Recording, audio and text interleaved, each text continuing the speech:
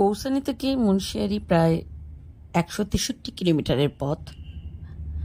আমরা আগের দিন রাত্রিবেলা কৌসানি এসে পৌঁছেছি।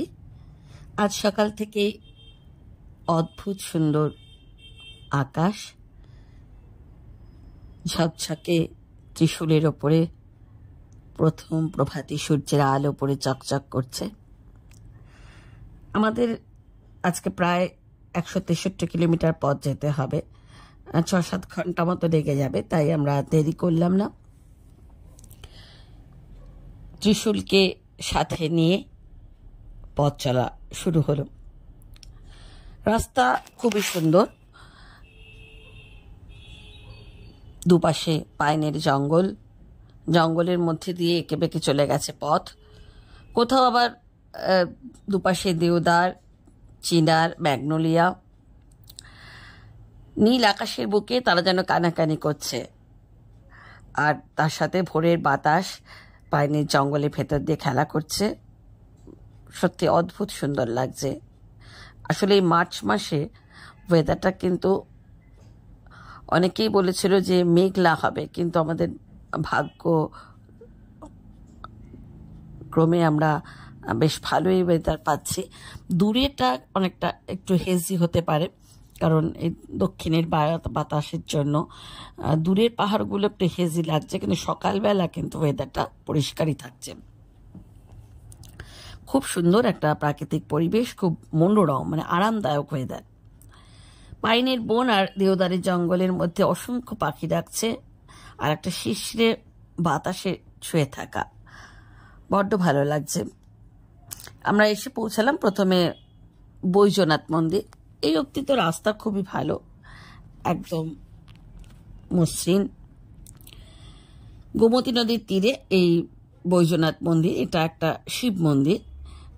ভারী সুন্দর এখানকার পরিবেশ। মূল যে মন্দিরটা সেটা বেশ অনেকটা বড়, আর তার সঙ্গে অসংখ্য ছোট ছোট মন্দির রয়েছে। প্রত্যেকটি মন্দিরই কিন্তু ওই পাথরের পর পাথর সাজিয়ে সাজিয়ে তৈরি হয়েছে। কথিত আছে যে এক রাতের মধ্যেই নাকি গ্রামের লোকেরা, মানুষেরা কোনো একটা স্বপ্নাদেশে এই মন্দির প্রথম তৈরি করেছিলেন।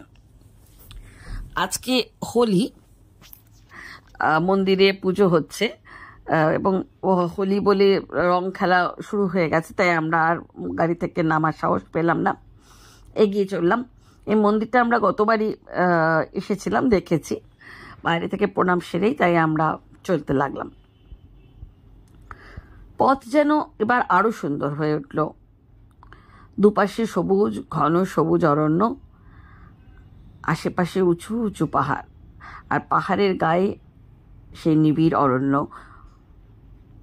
আকাশ ছোঁয়া পাইনের সারি। কোথাও ধাপ চাষ হচ্ছে, গ্রামের মানুষেরা অনেক পরিশ্রম করে সেই নদীর তলার থেকে জল তুলে আনছেন। কিছু দূর পর আমাদের বাঁ পাশে দেখা দিল সেই সুন্দরী নদী, ঝড়ঝড় ঝিরঝির তার পথ ছাড়া। বাঁকে বাঁকে নতুন নতুন সৌন্দর্যের পসরা নিয়ে এসে দাঁড়িয়ে আছে। সত্যি মানে পাহাড়ের এই একটা বৈশিষ্ট্য, কোনো একঘেয়েমি নেই। এক একটা বাঁকে যেন এক একটা সৌন্দর্য, এক একটা বাঁকে স্তম্ভিত হয়ে যাওয়ার মতন সেই রূপ। ভারী সুন্দর জায়গাটা, মানে অপূর্ব একটা দিগন্ত বিস্তৃত উপত্যকা। পাশ দিয়ে এঁকে বেঁকে চলে গেছে গোমতী নদী, আর এই গোমতী নদীর পাড়েই, মানে ধারগুলো, গোমতী নদীর যে তীর, সেই তীরে জুড়ে যে উপত্যকা, চারপাশে পাহাড় আর মাঝখানে সেই উপত্যকাটা। জায়গাটা খুব সুন্দর, চারিদিকে গগনচুম্বী পাহাড়, আর সেই নীল আকাশের বুকে পাইনের বন মাথা তুলে দাঁড়িয়ে আছে। কোথাও আবার পুরো উপত্যকাটা জুড়েই সবুজ ধাপ চাষ হচ্ছে, ঠান্ডা বাতাস বইছে, আর সেই বাতাসে নামনা জানারা ফুলেরা মাথা দুলাচ্ছে। আকাশ জঙ্গল জুড়ে নানান অজানা পাখির ডাক, একটা অদ্ভুত সুন্দর মায়াময় প্রকৃতি। দিগন্ত বিস্তৃত নদী, পাহাড় আর বনভূমি যেন কোলাকুলি করছে। কিছু দূর এগিয়ে যেতেই এলো একটা ছোট্ট গ্রাম।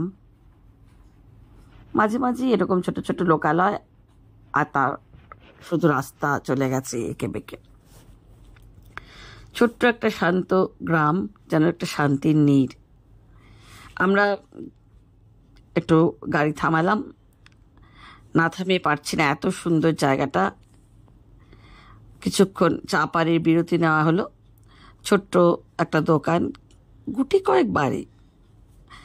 তো সেই দোকানে আমরা চা, জলখাবার কিছুই নেই, ওই কিছু কেক।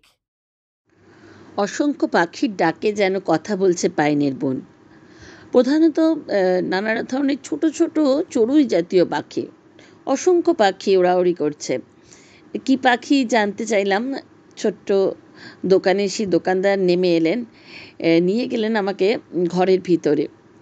ভাষার অন্তরা একটা রয়েছেই, স্থানীয় ভাষা ঠিক হিন্দি থেকে একটু আলাদা, আমরা যে হিন্দিটা বুঝি। তবুও ওনার উৎসাহে আর আন্তরিকতা মানে মুগ্ধ হওয়ার মতন। তিনি আমাকে সঙ্গে করে নিয়ে গেলেন ভিতরে। ভিতরে এই ভাঙা দোকানটা ভিতর দিক দিয়ে একটা চৌকাঠ পেরিয়ে দেখলাম একটা ছোট্ট চালা, আর তার ভিতরে ওই পাখিরা বাসা বেঁধেছে। এত সুন্দর। তিনি বলেন যে দেখুন এই পাখিগুলো বাসা বেঁধেছে, ওরা সারাক্ষণ আসা যাওয়া করছে, তাই এই দোকানের ঝাপটা আমি সারাদিন খুলেই রাখি। বিক্রি বাটা তেমন নেই, কিন্তু পাখিগুলো আসা যাওয়া করে, বাচ্চাদের খাওয়ায়, তো তাই মনে হলো মানে সত্যি এই উন্মুক্ত প্রকৃতির ছোঁয়ায় হয়তো এখানকার মানুষগুলো এমনি এত সরল, এত অনাড়ম্বর। তাদের ভদ্রতা, তাদের আত্মীয়তা স্পর্শ, তাদের আতিথেয়তার স্পর্শ সত্যি মনে রাখার মতো। কোথা থেকে আসছেন, কোথায় যাবেন, পথে কোনো সমস্যা হয়নি তো? হাসি মুখে শুভেচ্ছা বিনিময়, চা খাওয়ার আমন্ত্রণ, তারপর আবার পথ চলা নতুন আনন্দে। এই হলো হিমালয়ের পথে পথে ঘুরে বেড়ানোর আনন্দ। নদীর গা ছুঁয়ে আঁকা বাঁকা পথে এগিয়ে চললাম। বনফুলের দোলা হাওয়ার তালে তালে, পাইনের বনে শিরশিরে বাতাসের দোলায় ঝিরিঝিরি পাতাদের গান শুনতে শুনতে এসে পৌঁছালাম বাগেশ্বর। বাগেশ্বর এই অঞ্চলের একটা বড় শহর, যেটা এই বাগেশ্বর জেলা সদর এবং অত্যন্ত পুরাতন অঞ্চল। এখানকার যে বাগেশ্বর শিব মন্দির আছে সেটা প্রায় সপ্তম শতকে তৈরি। ইতিহাসে এটার পাবেন এবং পুরাণেও এখানকার উল্লেখ আছে। বিখ্যাত মানে অনেক দিন ধরে এই মন্দিরটি বিশেষভাবে অঞ্চলে বিখ্যাত। গোমতী এবং সরজু নদীর সঙ্গমস্থলে এই মন্দিরটি অবস্থিত।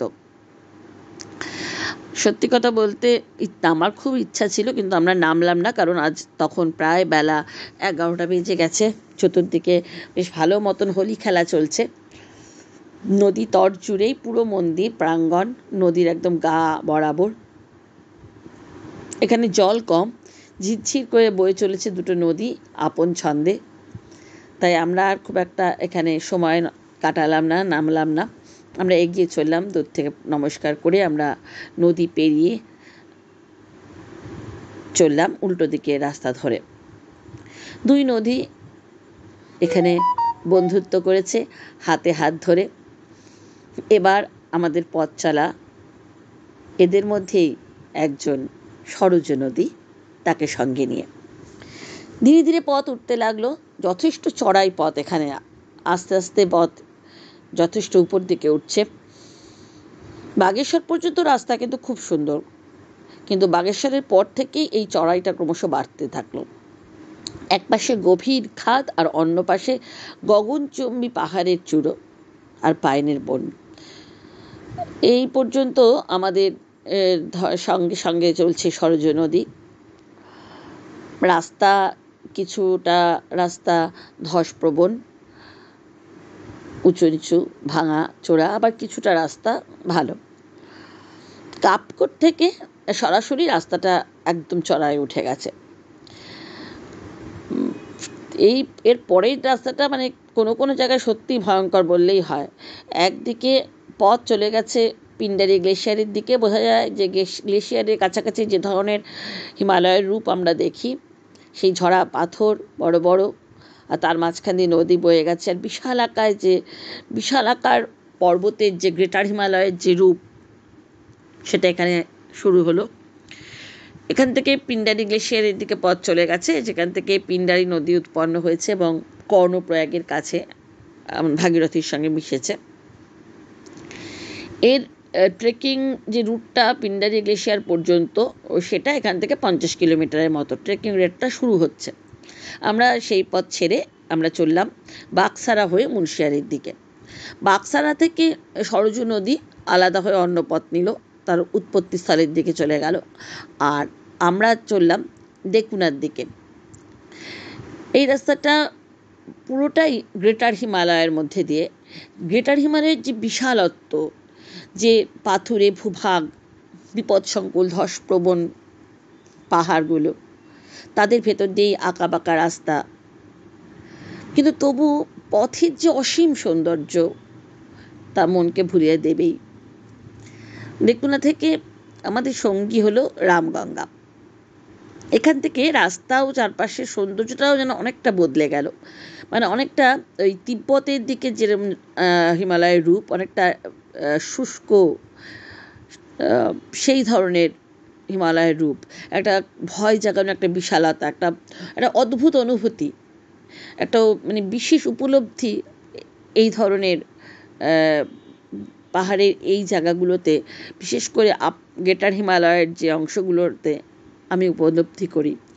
যে আকাশ ছোঁয়া রুক্ষ শুষ্ক পাহাড়ের বুকে কোথাও বড় বড় পাথরের ধস নেমে এসেছে উপর থেকে, কোথাও গিরিশিরা বেয়ে পথ চলেছে, আবার কোথাও অতল গভীরে সাদা সাদা পাথরের বুক চিরে চলেছে রামগঙ্গা। উপর দিকে তাকালে শুধুই আকাশ ছোঁয়া পাহাড়, আর নিচে গভীর গহন গিরিখাত ভেদ করে এগিয়ে চলেছে রামগঙ্গা নদী। দুকুন থেকে রাস্তা আলাদা হয়ে গেল, একটা রাস্তা চলে গেল চকৌরির দিকে। এটা আমরা ফেরার সময় এই রাস্তা দিয়েই চকৌরি বিনসারের দিকে যাব। আর একটা রাস্তা টলি হয়ে মহাদেব ফলস, বৃত্তি ফলস হয়ে মুন্সিয়ারির দিকে বাঁক নিল। এখানে একটা পেট্রোল পাম্প আছে, সেখান থেকে দুদিকে রাস্তা বাঁক নেয়। পথের দৃশ্য কিন্তু এরপর থেকে আবার আরেক রকমের রূপ নিল। এখানে কিন্তু রামগঙ্গার সঙ্গে আমাদের সম্পর্ক ছেদ হলো। এরপরে আমরা উঠতে লাগলাম শুধু পাহাড়ের বাঁক বেয়ে বেয়ে, এক পাহাড় থেকে আরেক পাহাড়। হঠাৎ একপাশে তাকিয়ে দেখি যে ঝুড়ো পাহাড়ের পিছন থেকে উঁকি মারছে ধপধপে সাদা বরফের চূড়া, মাথা উঁচু করে দাঁড়িয়ে আছে, যেন এক উদ্ধত শ্বেত শুভ্র তার ললাট নন্দাকোট। ন্যাড়া পাহাড় বেয়ে নেমে আসা পাথরের স্তূপ, আর ওই নগ্ন কঠিন কঠোর প্রকৃতির রূপ দর্শন করতে করতে এসে পৌঁছালাম টলিগ্রামে। টলিগ্রাম একটা ছোট জনপদ, ছিমছাম পাহাড়িয়া ছোট গ্রাম। এই টলিগ্রামের পরে রাস্তার রূপ আরেক রকম। ধারে ধারে হঠাৎই দেখছি বিভিন্ন গাছপালার মাঝখানে হঠাৎ একটা গোলাপি, কমলা, লাল, টকটকে লাল ফুলে ঢাকা কি গাছ বলতেই তখনই জানতে পারলাম যে এটাই হচ্ছে সেই রোডেনড্রন। অদ্ভুত সুন্দর, পুরো গাছটাই ঢেকে গেছে শুধু লাল ফুলে, কোথাও লাল কোথাও গোলাপি, সে ফুলের কি বাহার। আর সমস্ত পাহাড় আর অরণ্যকে যেন সাজিয়ে দিয়েছি রূপকথার দেশের মতন।